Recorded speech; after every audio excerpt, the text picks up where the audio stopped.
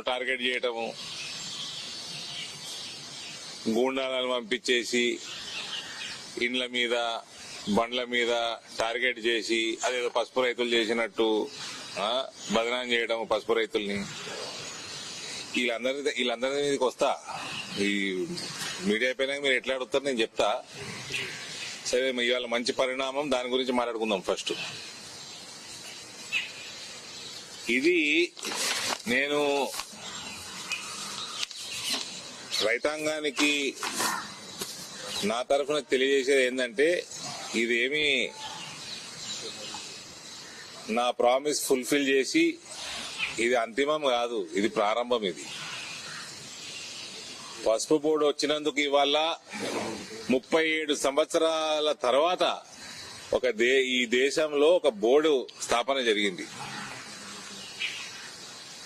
ఎంత నమ్మకం పెట్టుకొని ప్రధానమంత్రి గారు మనకి ప్రసాదించిండు. మనము ఇవాళ ఈ పసుపు బోర్డు ప్రారంభమైనాక నాకు ఇంకింత బాధ్యత పెరిగిందన్న ఫీలింగ్ ఉంది. అట్లా అనిపిస్తా ఉంది. నూతన బోర్డుకి మొదటి చైర్పర్సన్ పల్లె గంగారెడ్డి గారు కూడా ఒక బలమైన రైతు కుటుంబం అయినది. ఒక సంవత్సరం క్రితం వాళ్ళ ఫాదర్ చనిపోయిండు. ఆయన కూడా బ్రహ్మాండమైన పసుపు రైతు. పల్లె గంగారెడ్డి కూడా మంచి పసుపు రైతు. అది కాకుండా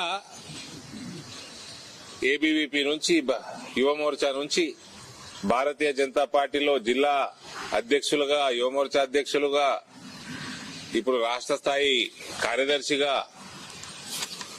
నా ఎదుగుదలలో కూడా ఆయన మంచి పాత్ర ఉంది. ఒక మెచ్యూర్డ్ పర్సన్,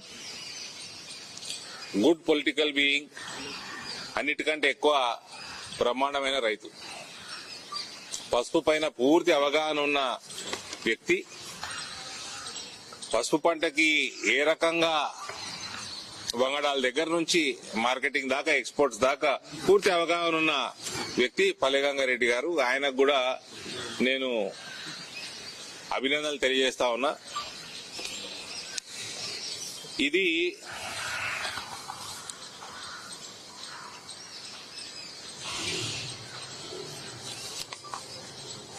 పసుపు బోర్డు వల్ల కేవలం పసుపు రైతులకే బెనిఫిట్ అవుతుంది అనుకోవడం తప్పండి.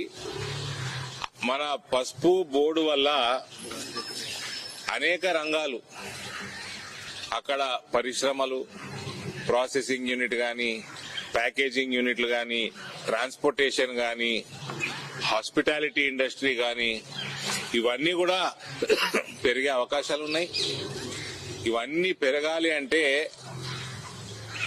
ప్రమాణమైన బేసిక్ ఇండస్ట్రియల్ ఇన్ఫ్రాస్ట్రక్చర్ కూడా మనం అక్కడ చేసుకోవాలా. ఒకసారి ఇటువంటి ఇన్ఫ్రాస్ట్రక్చర్ డెవలప్ అయినప్పుడు, ఇటువంటి కల్చర్ డెవలప్ అయి, ఇండస్ట్రియల్ కల్చర్ డెవలప్ అయినప్పుడు పసుపుకు సంబంధించే కాదు, ఇతర ఇండస్ట్రీస్ కూడా వచ్చే అవకాశం ఉంటుంది. ఎందుకంటే నిజామాబాద్ ప్రాంతం, ఉత్తర తెలంగాణ ప్రాంతం పసుపు కాకుండా అక్కడ చెరుకు, మన ప్యాడీ,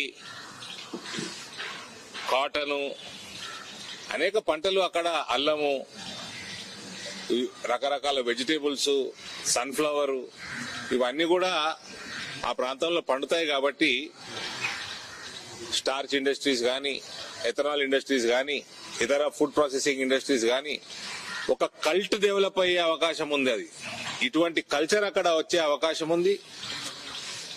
దీనికి తోడు ఆల్రెడీ జగరాన్పల్లిలో ఎయిర్పోర్టు ఆల్రెడీ శాంక్షన్ అయి ఉంది. రాష్ట్ర ప్రభుత్వం కొంచెం ప్రొయాక్టివ్ గా ఉంటే అక్కడ పనులు కూడా ప్రారంభమవుతాయి. దానివల్ల కూడా ఈ పంటలన్నిటికి కూడా మార్కెటింగ్ కి, ఎక్స్పోర్ట్స్ కి అవకాశం పెరుగుతుంది. ఈ అన్ని కూడా ఒక ఓవరాల్ ఒక కల్ట్ డెవలప్ అవుతుంది. ఇటువంటి డెవలప్మెంట్ వచ్చినప్పుడు విపరీతమైన ఉపాధి అవకాశాలు పెరుగుతాయి. మనకు ప్రత్యేకంగా మా ప్రాంతంలో బీడీ కార్మికులు ఎక్కువ. బీడీ యొక్క ఫ్యూచరు కొంచెం క్లారిటీ తక్కువ ఉంది. బీడీ ఫ్యూచర్ పైన, తంబాకు ఫ్యూచర్ పైన ఇంటర్నేషనల్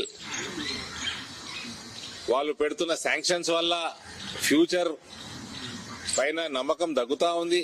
అటువంటి వాళ్ళందరికీ కూడా ఒక ఆల్టర్నేట్ ఉపాధి ఇటువంటి ఇండస్ట్రియల్ కల్చర్ డెవలప్ అయినప్పుడు వస్తుంది.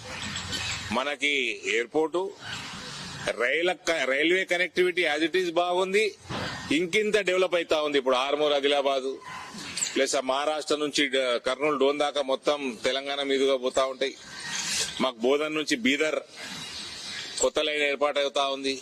ఇంకా రైల్వే నెట్వర్క్ ఇంకా బలమవుతుంది.